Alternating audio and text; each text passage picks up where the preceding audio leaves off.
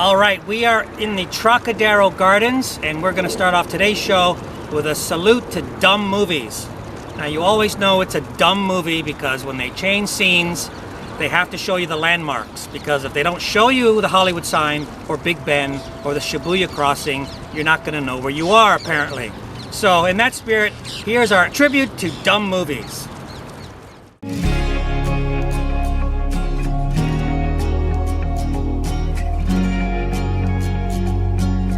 On today's show, we're climbing to the second floor of the Eiffel Tower. That's in Paris. Nico, we're in Paris. Paris, France? I think so. Everything I need is on the ground. On the ground. Everything I need is on the ground.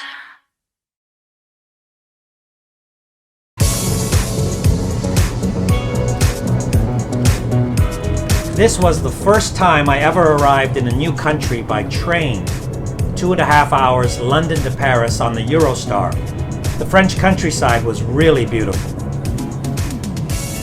We arrived at the Gare du Nord, where we found our first movie location right there in the train shed. This is Matt Damon from the first Bourne movie, Bourne Identity.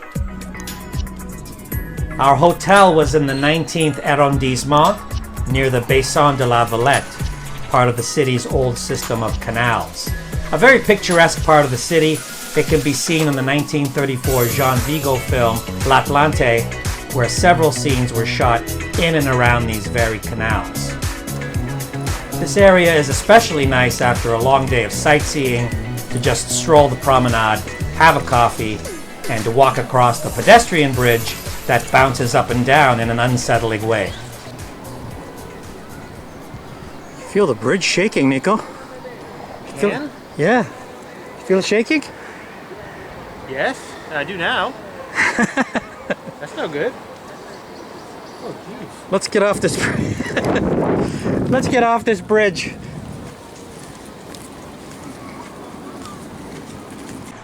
All right, let's get started with our visit to the Musée d'Orsay, a former train terminal turned art gallery. You can easily spend an entire day here. There's so much to take in. There's the Garden of Statues in the main hall, with the highlight being Rodin's Gates of Hell, which depicts a scene from Dante's Inferno. Here at the Musée d'Orsay, the French paintings are the big draw. These are just a few. These are paintings by Vincent van Gogh.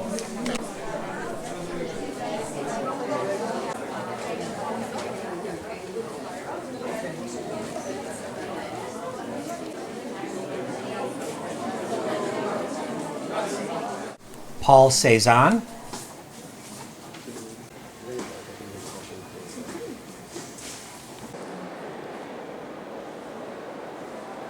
This Henri Regnault painting is called Execution Without Judgment. Here are a few paintings by Toulouse-Lautrec.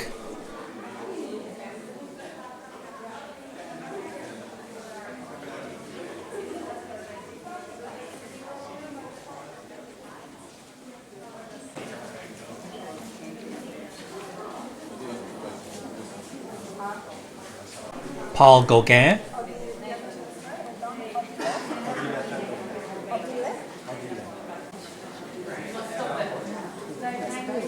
This is the famous Pierre-Auguste Renoir painting, Bal du Moulin de la Galette.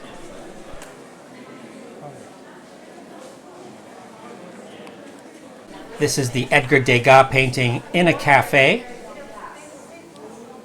And right beside it is Gustave Caillebott's The Floor Scrapers. What I noticed right away is how different these paintings are in person. Take Manet's Luncheon on the Grass from 1863. No picture or video can capture just how striking this painting is. The colors are so rich, catches the eye in a profound way. The same can be said about Olympia, another Manet from the same year. This painting was a scandal 150 years ago, partly because of the defiant look that the nude prostitute has. I dare you to judge me, is what she seems to be saying. And of course, along with the sights of these wonderful paintings is my stellar commentary. Here are my thoughts on the world-famous Whistler's Mother. I don't know why I thought this was a small painting. This is huge. I imagined it was a little thing like this. That's a once-in-a-generation wordsmith right there. Did you see the latest Nervous Flyer video? He said Whistler's Mother is bigger than you might think. Wow, it's like he puts you right there in the gallery with him. As much as I truly appreciate these gorgeous works of art, my mind does start to wander. Case in point, this famous painting from 1857, The Gleaners by Jean-Francois Millet. My thoughts? Just to give you an idea how my brain works, I know that painting, it's got something to do with poverty or the working class. So when I see it, I just remember a 1962 Pepe Le Pew cartoon where he's walking through the art gallery and his stink messes up a bunch of paintings, including this one here. That's not the only Looney Tunes reference in the show, by the way. There's one more coming up. Now, as much as I appreciate the paintings, and I don't feel that I'm that cultured sometimes. I reach a point where I become aware that I'm looking at a painting. Take this Van Gogh self-portrait as an example. A typical conversation in my head goes like this. How long am I supposed to look at it? I mean, I've come all this way. Obviously, I'm going to look at it. Okay, appreciating the painting. Here we go.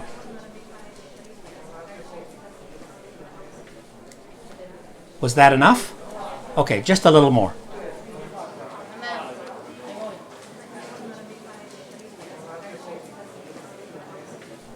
All right, now I'm looking at it just to look at it. Okay, let's head over to the Louvre, the world's most visited museum.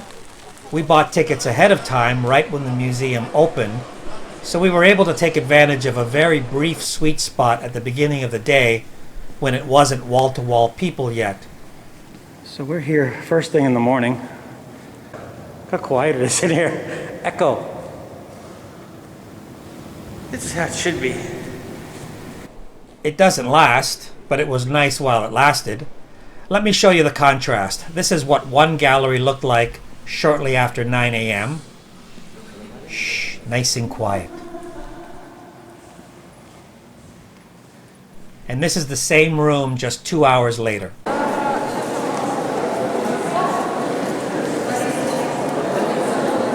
We went to the Louvre to see its most famous exhibit, that of course being the Winged Victory of Samothrace, a 2,200-year-old Greek monument. Very impressive. Just walking around, taking in the thousands of exhibits, seeing the ornate high ceilings, it's hard to imagine that a place like this was somebody's home. People actually lived here. We took in the Marie Antoinette exhibit, some of her furnishings, personal effects, the pristine, gleaming dinnerware and vases. This is where we discovered an unseen bit of security.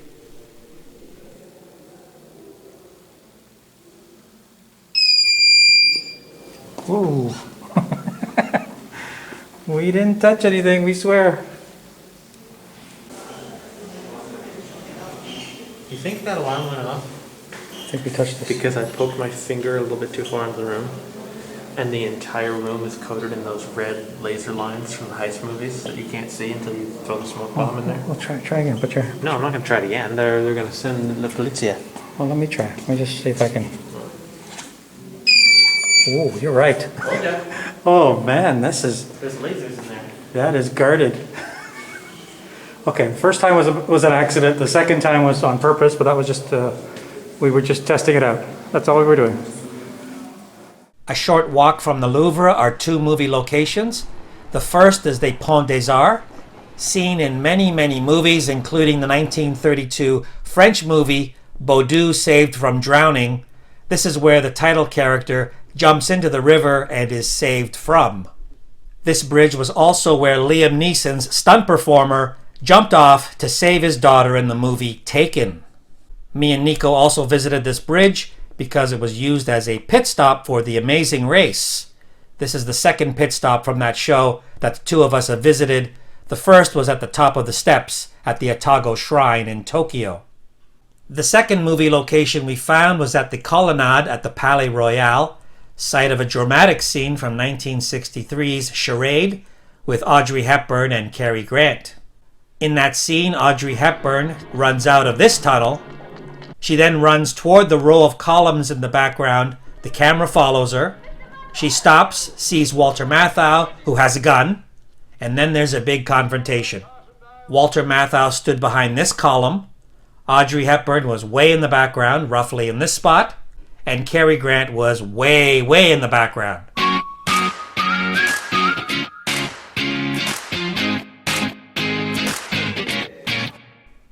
There is a ton of history to take in and appreciate in Paris, too much for one single trip, but we tried to see as much as possible.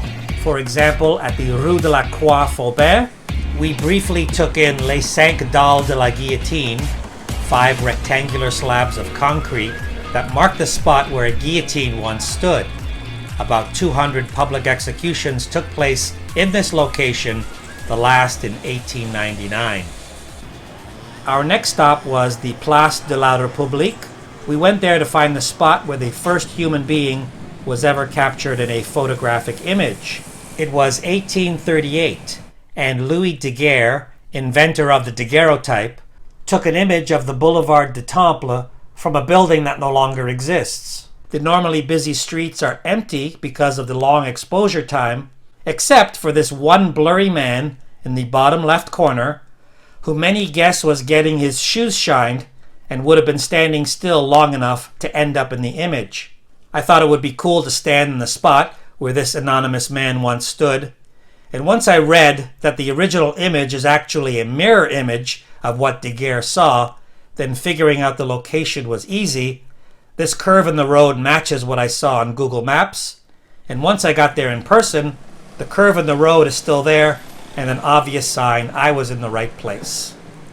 Alright, so after all my extensive research, I found the spot where the first human was caught in an image, and I wanted to come and stand in that spot. So here I am, I've done it.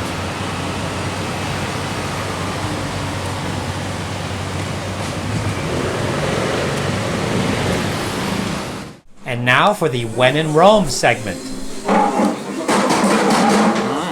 Alright, let's give this a try, Nico. Oh, that's hot. Why don't we wait a few minutes?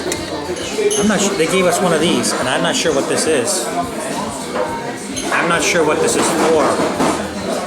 Is it to crack it open? Or is it just to lift it and then you have to hold it? Or it's to hold it and you drink from it. Drink from it? Okay, wait. I don't know. No. I got it. It's just to hold it, while the toothpicks we were given is to take it out. You're a genius. Let's see if I got this right.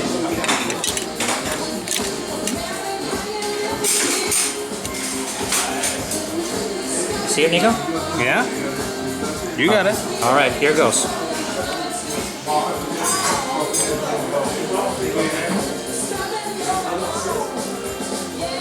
It's nice. It's nice. I mean, I don't know how to describe it. It's sort of, the texture is mushroom-like. So it's in that vein. I'm not saying it is. I'm not saying it tastes like a mushroom, but the texture is sort of in that vein. All right, let's try another one.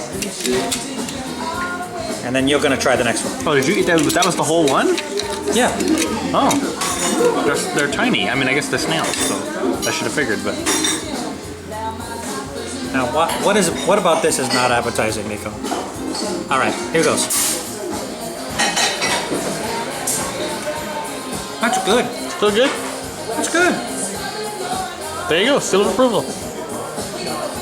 And now it's your turn. These things have chocolate in the look. There we go. All right.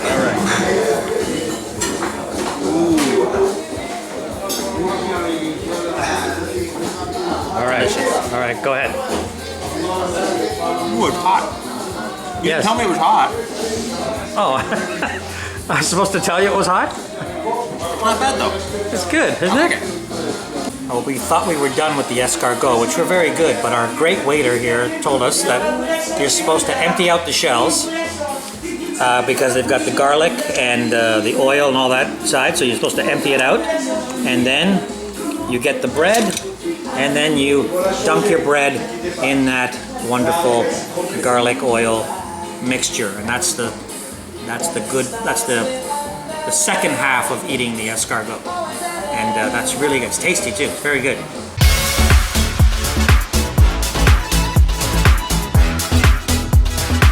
Okay, let's lighten the mood a bit and talk about the Reign of Terror.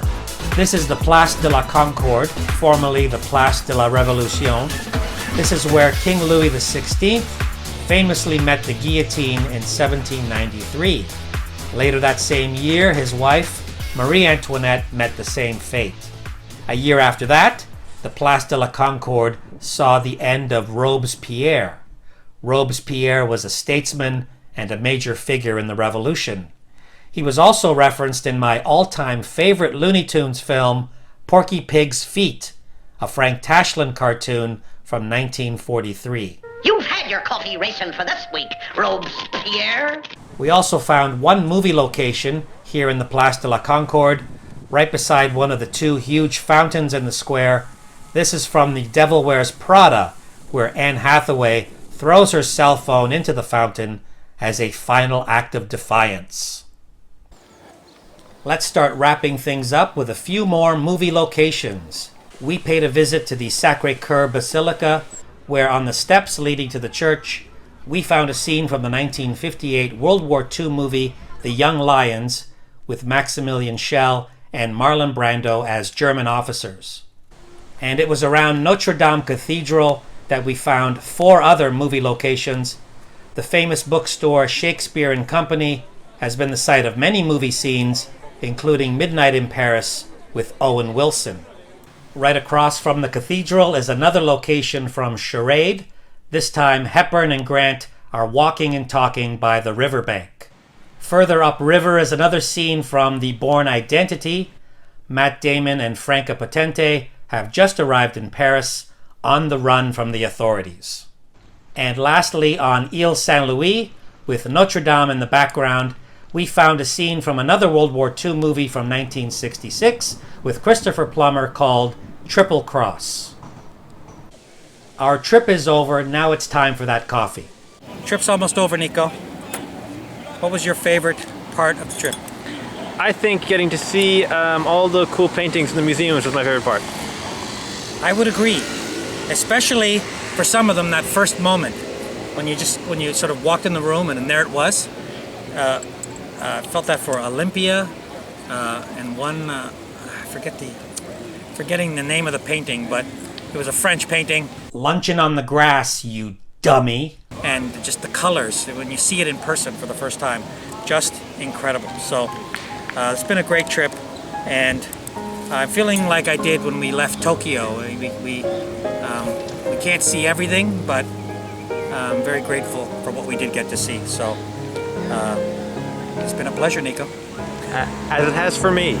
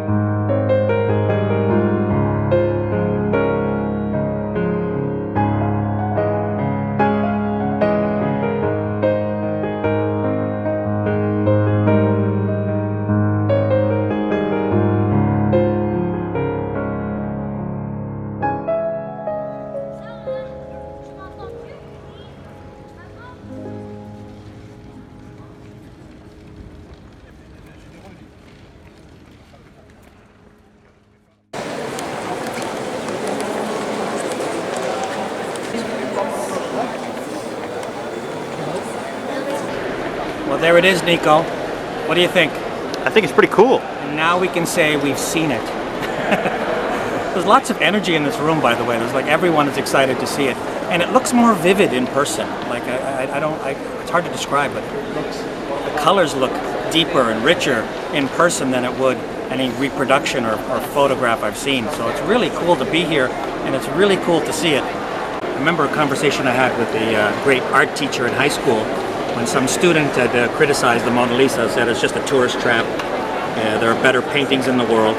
And the art teacher kind of agreed. He said, yeah, there are subjectively maybe better paintings in the world, but he challenged us not to just dismiss something that's popular. He said, there's a reason things are popular, so before you just dismiss something, just try to think of a reason why something like this is popular in the first place. So when people dismiss the Eiffel Tower as a tourist trap, I think they're missing the point.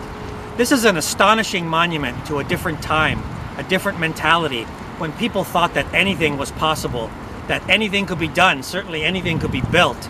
The organizers of the 1889 World's Fair were looking for some kind of symbolic gateway. So what did they decide?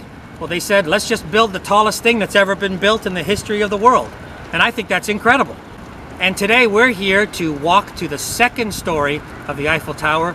Visitors have the option to take the stairs if they want, or to take the elevator for a higher price. So we're here to take the stairs. I'm ready to go. Are you ready, Nico? Yes, I'm ready. All right, so today's climb is dedicated to my wife Prima and my kids Nico and Bella.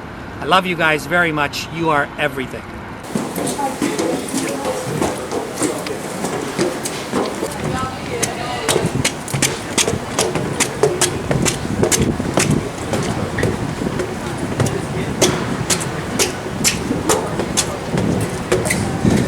For the record, 328 steps to the first floor. So, no piece of cake, no problem. Sign says 10 minutes to the first floor. I say take your time.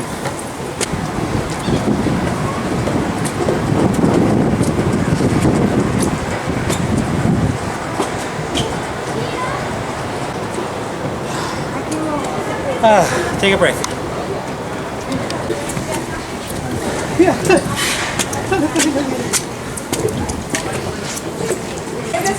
We made it to the first floor. We're halfway there.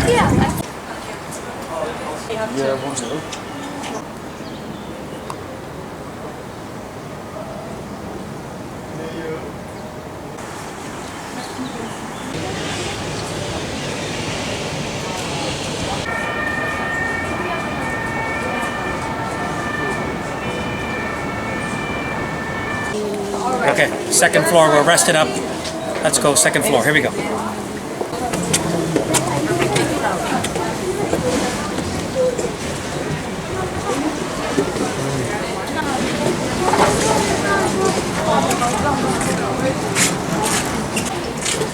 I think the second leg is longer than the first.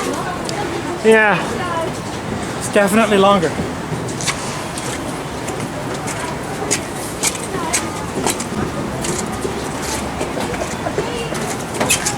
Nico? Yeah. Whose dumb idea was this? Okay. But we're having fun, right? What else are we going to say right now?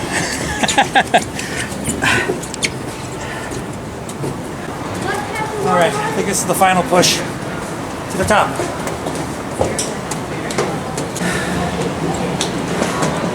Are you ready for the final ascent? Let's go. Okay. Just give me 10 more seconds.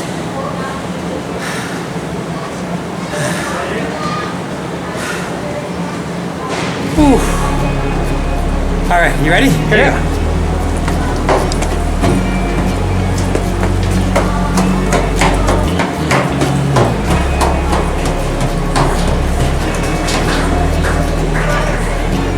All right, we made it. How you doing, Nico? I'm okay. All right, great. Nice breeze up here. Yes. You're the best, you know that? You as well. I couldn't have done this without you. I love you, you're the best. I love you too.